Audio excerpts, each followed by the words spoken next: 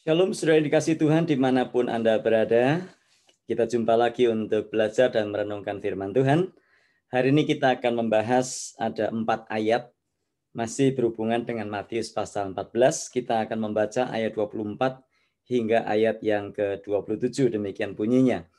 Perahu murid-muridnya sudah beberapa mil jauhnya dari pantai dan diombang-ambingkan gelombang karena angin sakal. Nah, kita latar belakangnya, kemarin kita sudah membahas bahwa Yesus menyuruh murid-muridnya untuk menyeberang lebih dahulu karena dia ingin menyendiri untuk berdoa. Kita berkata pada waktu hari sudah gelap, hari sudah malam, Yesus naik ke bukit seorang diri untuk berdoa. Nah, ayat 24 hingga ayat 27 ada kelanjutannya. Jadi murid-murid sudah beberapa mil jauhnya dari pantai, diombang-ambingkan gelombang karena angin sakal. Dan kita melihat kalau dari faktor atau segi geografisnya, memang daerah Danau Galilea sangat memungkinkan terjadinya angin sakal atau gelombang yang cukup besar yang mengombang-ambingkan perahu yang ada di situ. Nah, ayat 25, kira-kira jam 3 malam datanglah Yesus kepada mereka berjalan di atas air. Kenapa Yesus berjalan di atas air? Kita juga nggak tahu kenapa. Tetapi yang jelas Yesus ingin menemui atau bersama-sama dengan murid-muridnya. Tetapi memang cara seperti itulah yang dipilih oleh Yesus. Nah, pertanyaannya kenapa kok Yesus tidak jalan di atas air terus-terusan? Kadang-kadang Yesus naik perahu, kadang-kadang Yesus berjalan di atas air. Kita tidak bisa memahami bagaimana cara Tuhan bekerja, tetapi yang jelas kalau Tuhan memilih caranya seperti itu, tentu ada maksud dan tujuannya. Dan kita juga tidak bisa mengharuskan, Yesus kan bisa jalan di atas air. Ya sudahlah jalan di atas air, terus ngapain juga naik perahu. Ya terserah Yesus, kok kita ini kok ngatur-ngatur Yesus. Memangnya kita ini Tuhan. Nah, seringkali terjadi seperti itu. Ya, hanya karena Yesus itu mampu berbuat mujizat, hanya karena Yesus itu mampu berjalan di atas air, seringkali kita mengatur Tuhan. Maunya kita mau Yesus itu menunjukkan mujizatnya terus, tiap hari mujizat terus. Padahal Yesus tidak seperti itu.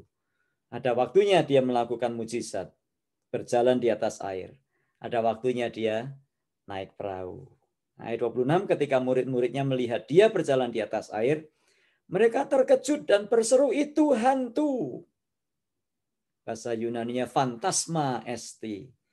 Lalu berteriak-teriak karena takut. Tetapi segera Yesus berkata kepada mereka, tenanglah, aku ini, jangan takut. Nah, memang kalau kita menghadapi situasi seperti murid-muridnya, memang kita pasti akan mengalami ketakutan. Ya siapapun juga. Ada alasan-alasan untuk kita itu takut seperti yang dialami murid-murid. Bagaimana tidak, sedang berada di tengah danau, diombang-ambingkan oleh gelombang. Tiba-tiba lihat ada benda berjalan mendatangi mereka. Tentulah takut. Siapa yang tidak takut? Namun yang kita pelajari di sini adalah walaupun murid-murid berteriak itu hantu dan mereka ketakutan, tapi Yesus segera berkata pada mereka, tenanglah, aku ini, jangan takut. Nah, problem ketakutan itu sudah ada sejak zaman murid-murid Yesus. Dan itu sudah menjadi masalah yang serius yang hinggap dalam diri manusia. Dan manusia punya alasan, siapapun kita punya alasan untuk takut. Coba tanya orang yang ketakutan, siapapun kita punya alasan untuk takut. Nah, masalahnya adalah apakah kita tinggal di dalam ketakutan itu terus atau kita berusaha menang atas ketakutan. Itu yang menjadi persoalan yang harus kita pikirkan. Kalau bicara masalah takut, semua juga bisa takut. Semua bisa punya alasan dan alasannya sangat masuk akal. Seperti murid-murid di sini alasannya sangat masuk akal. Tetapi masalahnya adalah kita berusaha atau kita ingin menang atau kita terus membiarkan diri kita di dalam ketakutan. Nah, ada dua alasan yang sangat masuk akal untuk menolong kita membuang rasa takut. Yang pertama, mungkin karena kita takut karena masalahnya itu sebetulnya tidak seburuk seperti yang kita pikirkan. Tetapi kita takut karena kita cenderung melebih-lebihkan apa yang sebenarnya sedang terjadi. Nah, memang kalau kita pelajari, manusia sangat ahli di dalam melebih-lebihkan segala sesuatu. Dan ini terjadi sudah zamannya nenek moyang kita, terjadi di mana-mana. Bahkan secara Alkitab mencatat orang Israel pada waktu Musa memimpin mereka keluar dari Mesir menuju tanah perjanjian, baru saja mereka keluar dari tanah perjanjian, mereka sudah ketakutan. Keluaran 14 ayat 10, ketika Fir'aun sudah dekat, maka orang Israel menoleh, maka tampaklah orang Mesir bergerak menyusul mereka. Lalu sangat ketakutanlah orang Israel dan mereka berseru-seru kepada Tuhan. Bukan hanya takut, berseru-seru, ayat 11, Keluaran 14, dan mereka berkata kepada Musa, apakah karena tidak ada kuburan di Mesir, maka engkau membawa kami untuk mati di padang gurun? Apa yang kau perbuat ini terhadap kami dengan membawa kami keluar dari Mesir? Coba perhatikan. Mereka belum mati. Mereka baru lihat Fir'aun dan pasukannya mengejar mereka. Mereka sudah melebih-lebihkan. Mereka berkata kepada Musa, apakah karena tidak ada kuburan di Mesir, maka engkau membawa kami untuk mati di padang gurun? Nah, ini kan terjadi karena mereka melebih-lebihkan. Adanya tentara Fir'aun, adanya Fir'aun dan pasukan yang mengejar mereka, bukan berarti bahwa mereka pasti akan mati. Nah, ini yang terjadi. Kita melebih-lebihkan apa yang ada, bahkan cenderungnya kita memastikan segala sesuatu yang belum pasti. Sehingga kita diserang oleh ketakutan. Nah, rencana Tuhan padahal bukan membawa mereka mati di padang gurun. Tapi karena mereka melebih-lebihkan persoalan, sehingga mereka ketakutan, sehingga mereka menyebut-nyebut kuburan, mengatakan mati, mati, mati, mati, dan seterusnya. Nah, ini masalah kita. Masalah Anda dan saya. Kita ini cenderung melebih-lebihkan masalah yang kecil dibesar-besarkan, memastikan yang belum pasti. Sehingga segala sesuatu kelihatan buruk. Nah, yang kedua juga bahwa meskipun masalahnya mungkin memang betul, masalahnya memang mungkin menakutkan. Mungkin, ya. Masalahnya memang mungkin berat. Tapi kita harus yakin, kalau Tuhan yang mengizinkan masalah, kalau Tuhan yang mengizinkan ujian, pencobaan, pasti Tuhan juga punya solusinya. Nah, solusinya ada pada Tuhan. Karena dia yang mengizinkan. Kita nggak punya solusi. Tapi solusinya ada pada Tuhan. Nah, problemnya adalah waktu Tuhan mengizinkan kita dalam pergumulan, dalam masalah ujian pencobaan, kita tidak datang kepada Tuhan yang punya solusi, tapi kita mencoba mencari solusi, mencari jalan keluar dengan kekuatan kita sendiri. Sehingga kita mengalami jalan buntu, kita kecewa, sakit hati, putus asa, dan sebagainya. Nah, Keluaran 14 ayat 13, lanjutan dari tadi. Tetapi berkatalah Musa kepada bangsa itu, janganlah takut, berdirilah tetap dan lihatlah keselamatan dari Tuhan yang akan diberikannya hari ini kepadamu. Sebab orang Mesir yang kamu lihat hari ini tidak akan kamu lihat lagi untuk selama-lamanya. Pada Tuhan ada solusi. Anda dan saya mungkin kita menghadapi masalah rumah tangga, ya. Masalah sakit penyakit, masalah rumah tangga, masalah ekonomi, keuangan, masalah pekerjaan, masalah hari depan, masalah jodoh, dan sebagainya. Ada banyak sekali masalah yang kadang kita hadapi. Kita nggak punya jalan keluarnya. Tetapi Tuhan yang mengizinkan semua itu.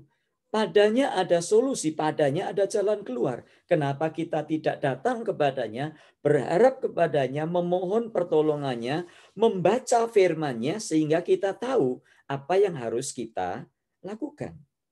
Nah, rahasia ketenangan menghadapi ketakutan ada di dalam Matius 14 ayat 27 yang kita baca tadi. Tetapi segera Yesus berkata kepada mereka, tenanglah, aku ini, jangan takut. Nah, rahasianya, maukah kita mendengarkan suaranya? Maukah kita membaca firman-Nya? Atau kita berusaha dengan kekuatan kita sendiri? Ya, saya punya dokter yang paling top, saya punya psikolog yang paling hebat, saya punya konselor yang paling top, hebat, dan sebagainya. Kita lupa bahwa pada Tuhanlah ada jawaban. Nah, Tuhan bisa pakai dokter, Tuhan bisa pakai konselor, Tuhan bisa pakai siapa saja. Tetapi kita perlu mendengar suaranya, membaca firman-Nya.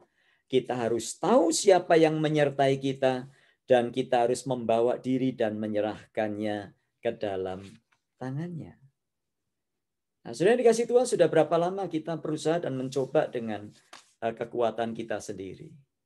Bertahun-tahun mungkin kita mengandalkan kekuatan kita sendiri, kita mengandalkan kepintaran kita sendiri, kita otak-atik, kita pakai cara ini itu. Bahkan kita mengandalkan orang-orang yang lain, orang-orang pintar lah, yang inilah, yang itulah. Nggak bisa. Jawabannya, solusinya ada pada Tuhan. Baca firman Tuhan. Datang kepadanya dalam doa. Dengarkan maksud dan kehendak Tuhan melalui firman-Nya. Lakukan, setia dan taat. Nah, problemnya adalah kadang juga kita begini. Kita ini datang kepada Tuhan cuma kalau ada masalah. Nah, kita tidak pernah mau membaca manual, buku manual itu sejak datang. Sejak awal kita tidak pernah membaca buku manual itu. Kita tidak pernah mau mempersiapkan. Kalau sudah ada badai, baru kita cari jalan keluar. Lalu kita bertanya, Pak Pendeta, ayat untuk saya yang cocok apa ya? Seringkali ada orang seperti itu, saya jawab. Semua ayat di Alkitab itu ayat yang cocok untuk Anda. Itu manual yang harus dibaca. Badai pasti akan datang. Ya, ada pepatah atau film, saya lupa, badai pasti berlalu. Tapi saya mau kasih tahu, badai pasti akan datang. Siapkan dirimu, baca firman-Nya, dengar suaranya, agar kita dikuatkan senantiasa. Mari kita berdoa. Tuhan, terima kasih buat firman-Mu ini. Ajarkan kami untuk terus berjalan menurut apa yang Tuhan mau. Ajar kami untuk bersandar kepada Tuhan. Ajar kami untuk mendengar suara-Mu, membaca firman-Mu, membaca Alkitab. Bukan hanya waktu masalah datang.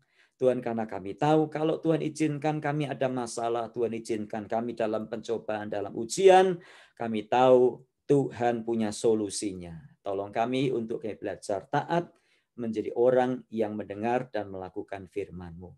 Dalam Tuhan Yesus kami berdoa. Amin. Tuhan memberkati kita dan sampai jumpa esok dalam bahasan selanjutnya.